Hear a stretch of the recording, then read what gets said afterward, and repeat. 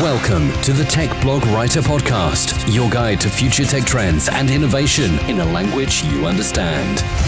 Now, over to your host, Neil Hughes. Welcome back to the Tech Blog Writer Podcast. Now, as you know, every day on this tech podcast, I try to look at how technology is transforming a different industry. And today, I wanted to explore the world of tech PR and marketing. And maybe, just maybe, bust a few myths along the way. For example, today's guest is responsible for bringing Walker Sand's well-established Midwestern B2B tech expertise all the way to Seattle, which, incidentally, is one of the fastest growing tech hubs in the entire US. And this kind of got me thinking, are founders in the Emerald City and the Windy City any different? So I invited Annie Gudorf, Senior Account Director and Partner at Walker Sands, onto the show today to find out more. So buckle up, hold on tight, as I beam your ears all the way to Seattle so we can speak with Annie, Senior Director and Partner of Walker Sands, to talk about a variety of topics around PR, digital marketing, technology and tech startups. So a massive warm welcome to the show, Annie. Can you tell the listeners a little about who you are and what you do? Of course. Hi, my name's Annie Gudorf, and I'm a Senior Account Director and a partner at Walker Sands Communications. So we're a PR and digital marketing agency specializing in B2B technology. So I've been with the firm for about 7 years now. I started in our Chicago office, worked there for a couple of years, and then moved out to the West Coast to help expand Walker Sands' presence in San Francisco and Seattle. So that's kind of what I've been tackling the past couple of years. I'm glad you mentioned that, because you've been credited with effectively bringing Walker Sands' well-established Midwestern B2B tech expertise all the way to Seattle. So, I mean, can you tell me a little bit more about your career and your role at Walker Sands? Yeah, of course. So I will say I'm originally from the Midwest, born and raised there, went to school there, worked there for a long time. So I would definitely describe myself as a true Midwestern. So I think that's unique in how that's different in terms of how we approach digital marketing and PR in the West Coast and a lot of the companies out here. We definitely have that Midwestern hardworking work ethic. And I would say we definitely bring a humbleness about us to ourselves. The West Coast, as if you read a lot of the news, it's definitely talked a lot about being, especially San Francisco, a city of a lot of ego. So we like to kind of bring our Midwestern approach to things and instead focus more on driving the best results that we can possibly drive and kind of block out all of the other noise and really focus on working with our clients to drive results and deliver the best PR and digital marketing programs that we possibly can. And it is an incredible achievement. I mean, what do you think the secret to that is? Is it that humble side that coming from the West? Is that what it is, do you think? Or is it much more than that? I think that definitely is a part of it. It's really, Walker Sands is a great agency. Nothing can be credited to one individual. And I think that's something that's unique about our agency is while myself and my colleague Will Cruzbrink ventured out to the West Coast, we had the full backing of our Chicago office helping us make this successful. So I think that's definitely something that you get in the Midwest. And just as part of Walker Sands, it's a one team mentality.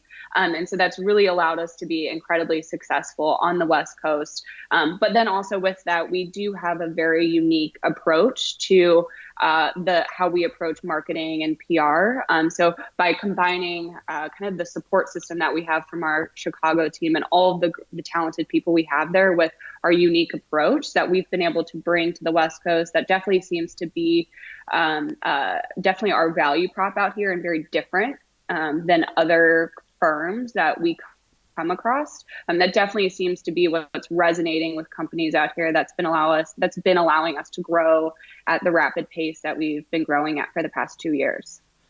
So I suppose I've got to ask, I mean, with Walker Sands having these firm roots in the Midwest, what made you guys want to move to Seattle? What was the reasoning behind that?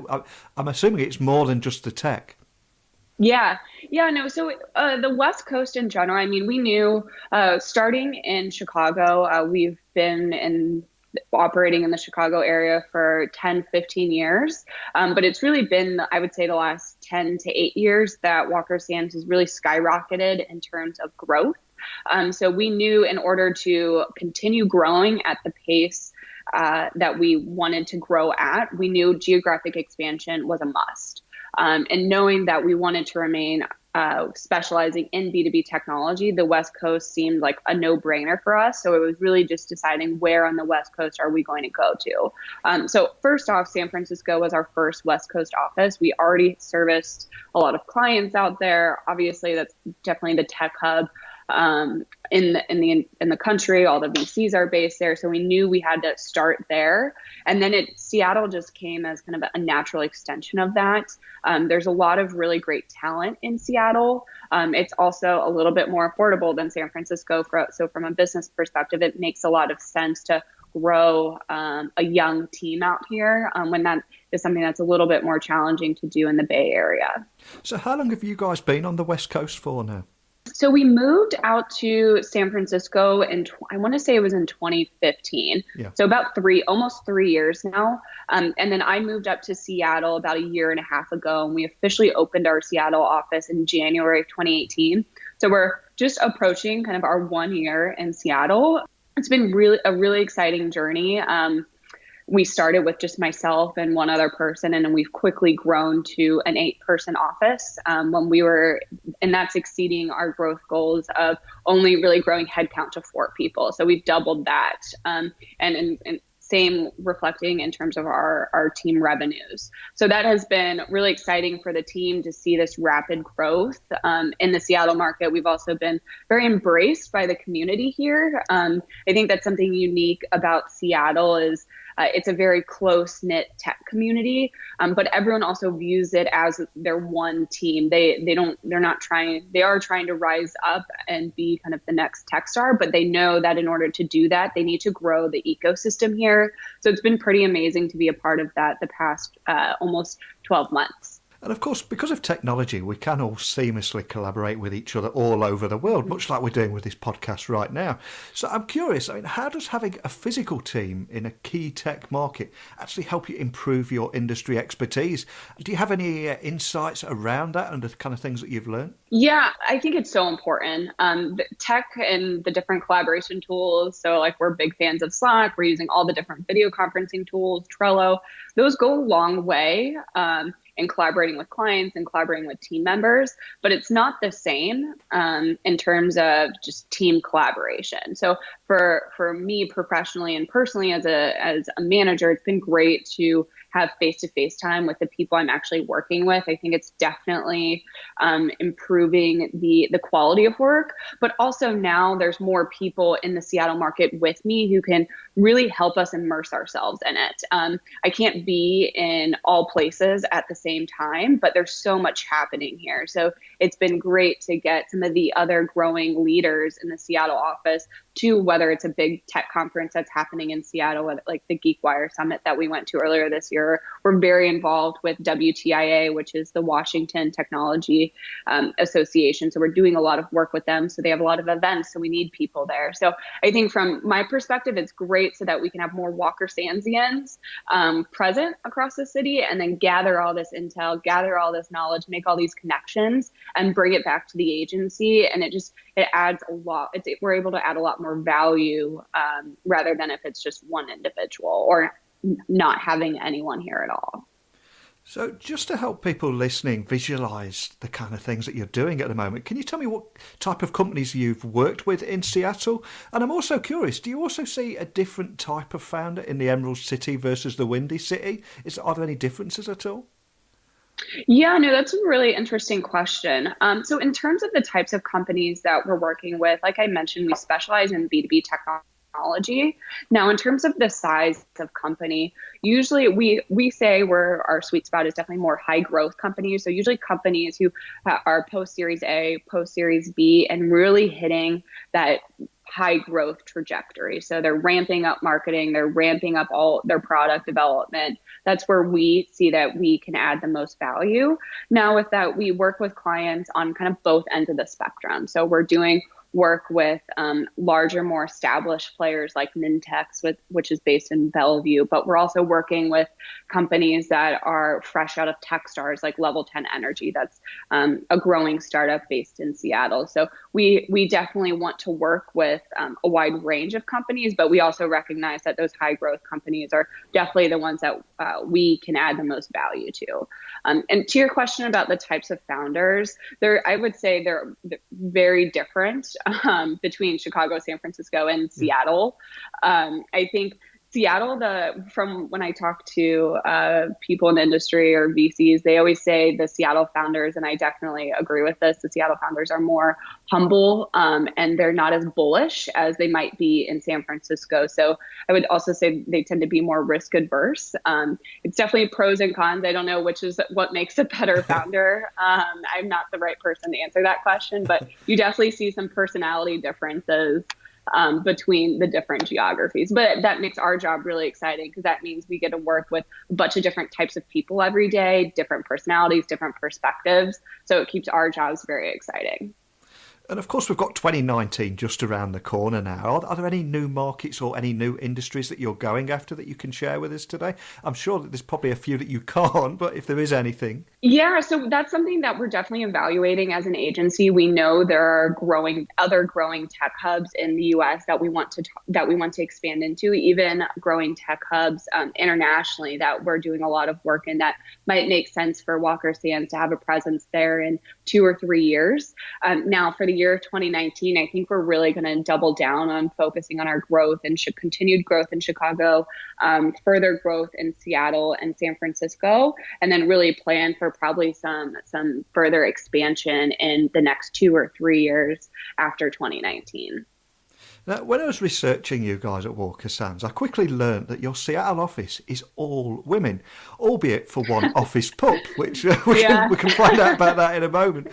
But can you tell me more about the building and leading this team in a time where sexism and a lack of diversity is actually tearing apart the tech industry?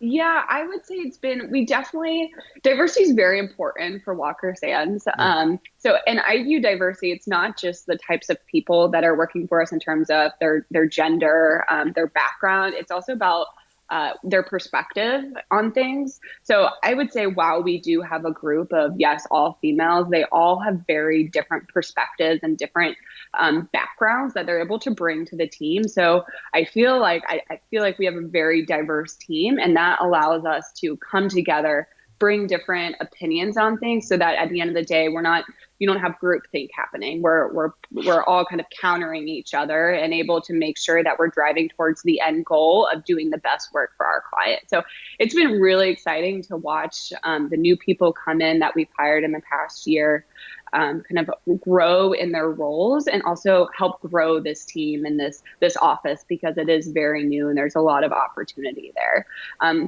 I would say it's the good thing about Seattle, and one reason why I love the city so much, it's a very open-minded city, a very progressive city. So I think our culture in this office specifically is very reflective of that in terms of the causes we care about, the initiatives we want to take on, and just how we approach working together on a day-to-day basis. Fantastic. And what about the office pup? Is there a story there? Do I need to go there? Yeah, no, it's one of the, I don't want to say requirements, but it was a strong consideration with our office that it'd be dog friendly. I have my own dog that I bring into the office, and a couple other employees have their dogs. So it's awesome. During the day, there's usually 2 or 3 dogs wandering around.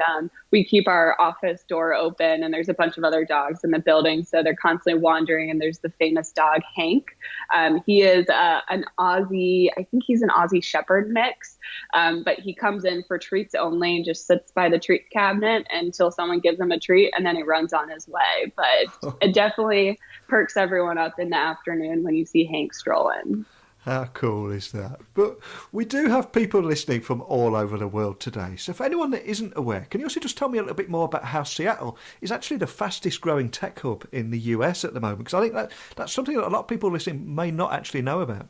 Yeah, I mean, it's definitely, it's growing incredibly fast. That's definitely attributed to the Amazon and Microsoft ecosystems that we have here. I think we're now seeing it's now a time where a lot of people are realizing maybe they've worked at Amazon or Microsoft for quite a while and they're ready to do their own thing. So they're spinning off and starting their own companies. And that's creating this exciting, very vibrant startup community. And it's also very interesting, the focus here. So given Amazon's AWS offering and just Microsoft being more B2B focused, a lot of these companies are falling into that B2B kind of SaaS space, which is really exciting for us. And that makes Seattle even more of a fit because that plays right into our sweet spot. Where I would say when I was in San Francisco, there's definitely a big B2B space there, but it's definitely split between B2B and consumer. You have a lot of consumer startups there. So it's definitely a different focus on the community here, but I think it's really exciting to watch it grow. 2018 has been a very exciting year. There've been a lot of IPOs, big funding rounds that have come out of Seattle that I think is bringing a lot of attention to the market. So I'm very excited to see kind of what's next in 2019 and what's next for this market. Well, before I let you go, can I just ask that you remind the listeners of where they can find you guys online and maybe even contact a member of your team, just if they have any additional questions after listening to our conversation today? Yeah, of course. So if you're interested in learning more about Walker Sands from our service offerings, or if you're looking for a new opportunity at a very exciting, fast-growing agency, you can just go to walkersands.com, or feel free to reach out to me directly. My email can be found on the website, or it's also annie.gudorf@walkersands.com. So annie.gudorf@walkersands.com. And I'm happy to take any of your questions and hop on the phone to chat if you're interested. Well, Annie, you've been on a fantastic journey and have effectively brought Walker Sands' well-established Midwestern B2B tech expertise to Seattle. But the timing of it is phenomenal too, because it's just as that city finds its footing in the fastest growing tech hub in the country over there at the moment. But more than anything, just a big thank you for spending the time to come on today and share that story with me. So thanks, Annie. Yeah, of course. Thank you so much for having me. This was great.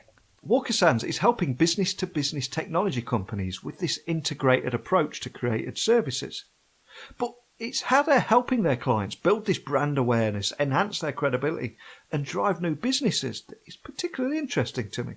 And Annie Gudorf also made some fantastic points about the current tech landscape and also left me questioning many of my perceptions around tech and tech PR and the tech startup in the US too.